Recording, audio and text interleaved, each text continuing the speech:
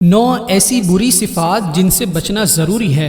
رسول اللہ صلی اللہ علیہ وسلم نے فرمایا، نمبر 1، برا ہے وہ بندہ جو تکبر کرتا ہے اور اتراتا ہے اور بڑی عالی شان ذات اللہ کو بھول جاتا ہے۔ نمبر 2، برا ہے وہ بندہ جو تکبر کرتا ہے اور زیادتی کرتا ہے اور زبردست برتر ذات اللہ کو بھول جاتا ہے۔